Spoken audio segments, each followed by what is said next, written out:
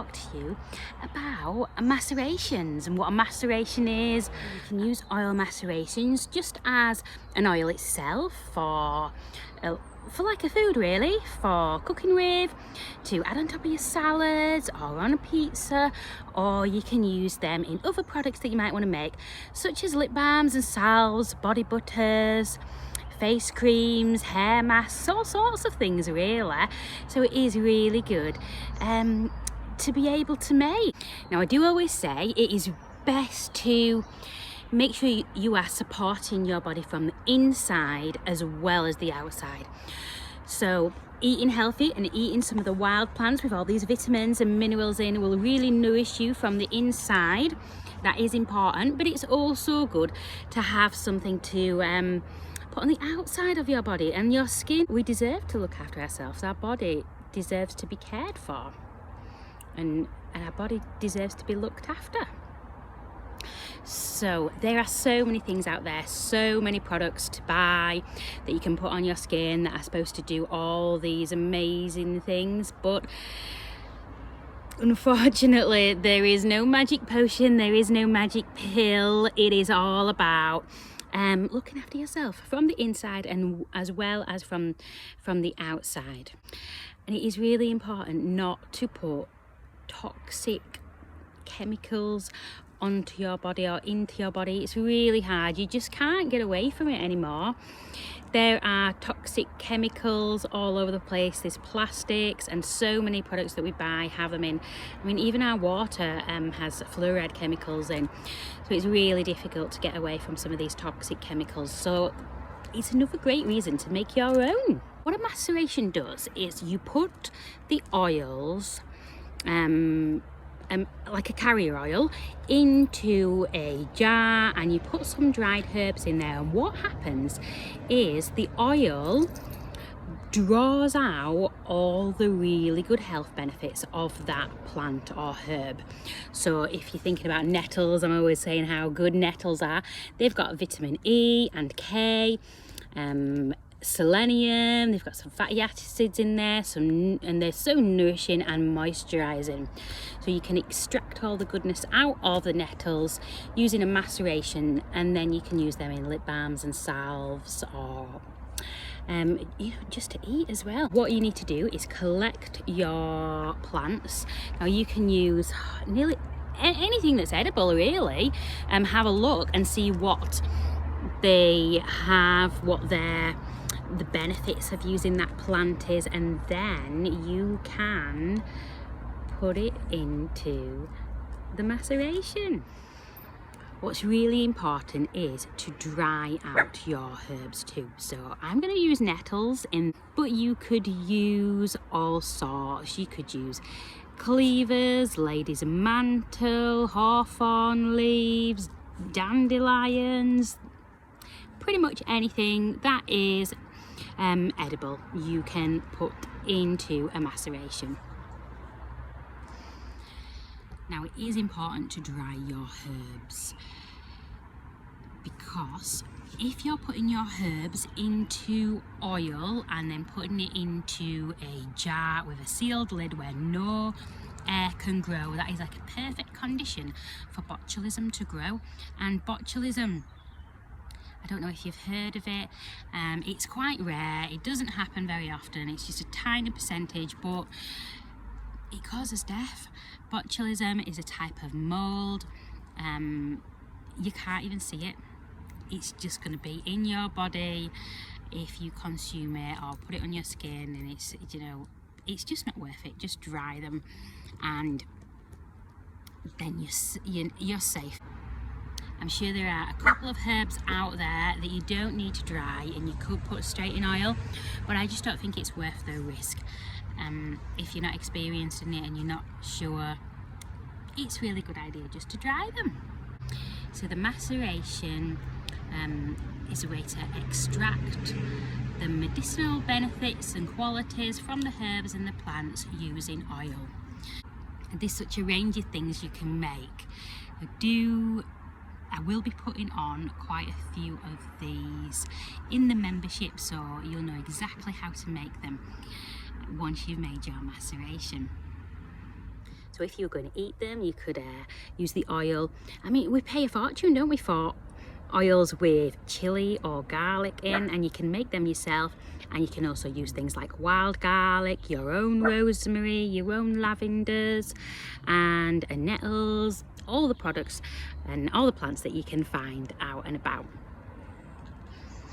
So what you should be thinking is, what do I need? So maybe I'm a little bit tired, I feel a little bit low in iron. Maybe I should make a nettle salad oil. Or maybe you're thinking my skin's a bit dry, I've got a bit of eczema. Maybe some mallow oil would be great for using in a skin product like a face mask. The first thing you need to do though is you need to dry them. So you can dry them in a basket, because if you're using a basket you're going to get some air holes there, and that makes sure that it dries thoroughly and it doesn't get any mold growing, because the air can aerate it while it's drying. It's a good idea to give them a bit of a shuffle as well to keep that aeration occurring. Now you could hang them upside down in your house like they used to do in the olden days. Now they used to do that mainly to ward away evil and illness, and like some of the plants have such antibacterial properties, you can see why it'd really work. The thing is though, stomp. And you know, we all eat a little bit of dust every now and then, but we don't want to be having too much dust. So drying them out in a basket is great. And I mean, not everybody has a basket, do they? If you do, great. If not, you can just put them on some kind of plate. And a basket with a lid is quite good, but if you don't have a basket with a lid, you can just put a tea towel over the top. Or you could put a tea towel on the bottom and a tea towel on the top if you don't have any baskets, or just on some kind of tray. Now I've invested in a dehydrator. I say I've invested, I actually bought the dehydrator for my partner because he likes to make beef jerky.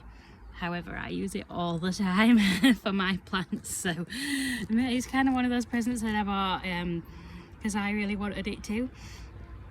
So yeah, you can get them for about, well, they start from about £30, but they can go all the way up to like £700 if somebody's using it like a restaurant. So it is, you know, what your budget is. Get what you can afford if you want to.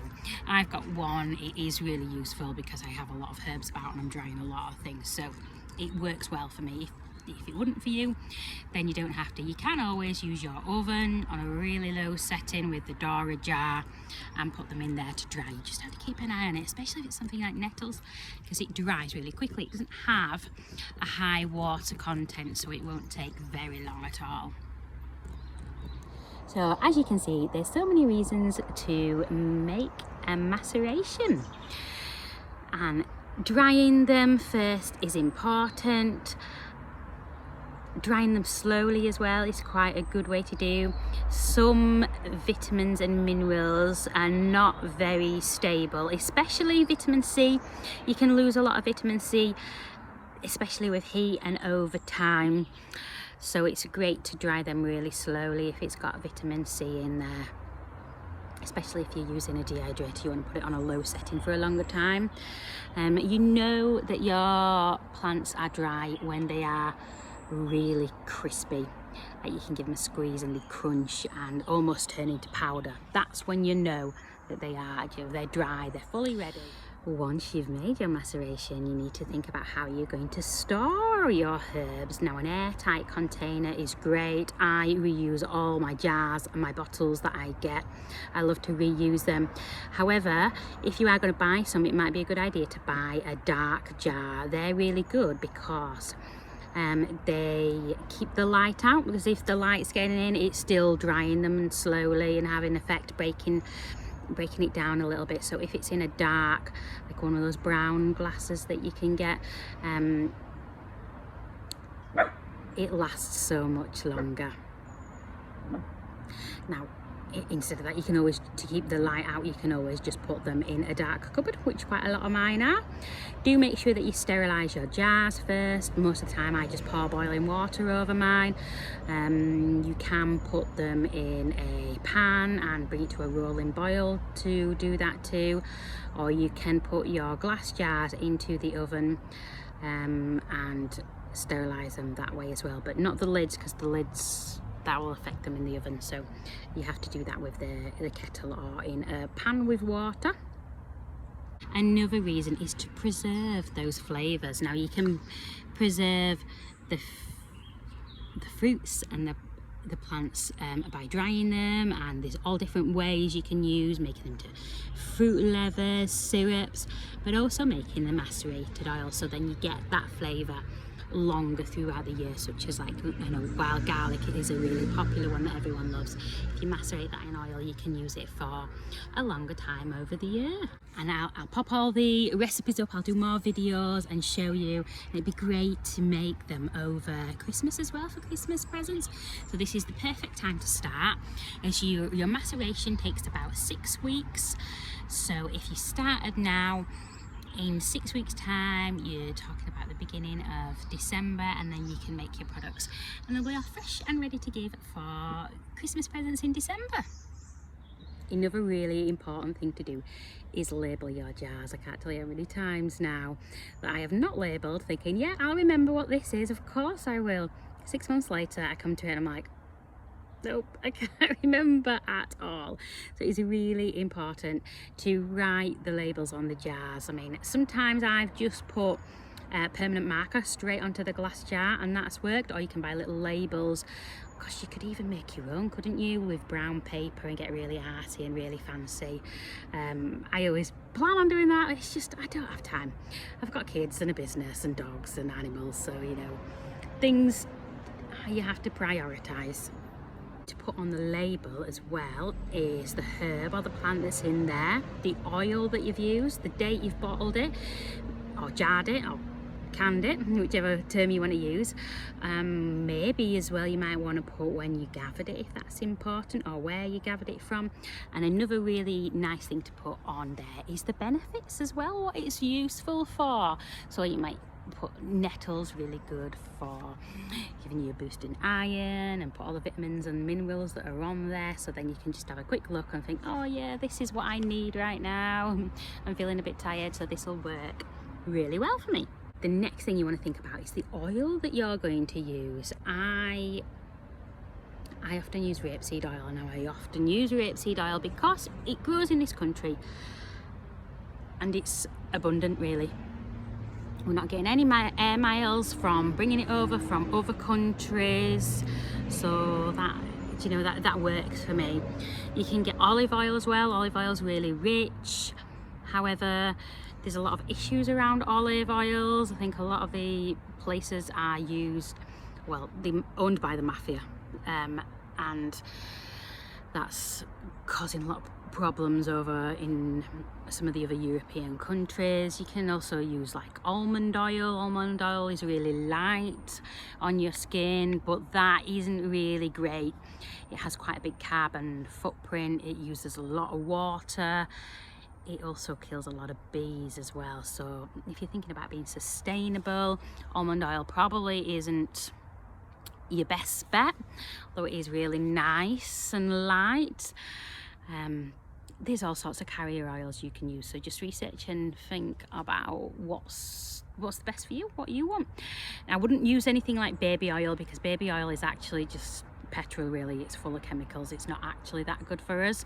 I know Johnson's have had a few lawsuits against them recently, and they've lost out because the chemicals have shown to have harmed some babies, so I'd steer away from baby oil. The shelf life is about 1 to 3 years. I often end up using them sooner than that, and I need more. So yeah, 1 to 3 years. You know, your best bet is using your sensors. Check it, give it a good sniff. Does it seem okay? Does it look okay? And over time you'll work out, oh yeah, no, this is fine. Oh no, this is past its best now. Once you've infused the things with oils and you can make in salves and balms, you can extend their life a little bit longer by adding vitamin E. Now you can buy vitamin E as drops, or you can use a plant that's got a vitamin E in, something like evening primrose, and in fact you can use evening primrose capsules as well and put them in to what you're making. I often do that with lip balms, and it extends their life a little bit more. So many reasons to use macerations. I'll show you now how I make a maceration, and then I'll go on and make a few more videos on how to use them macerated oils for things like the lip balms and soaps and stuff. Often I'll do these on the workshops as well that you can come to, the women's well-being ones. But if you can't make it and we're doing one of those, then you've got the video and you can do it yourself, or just a reminder as well. Hope that helps. Bye.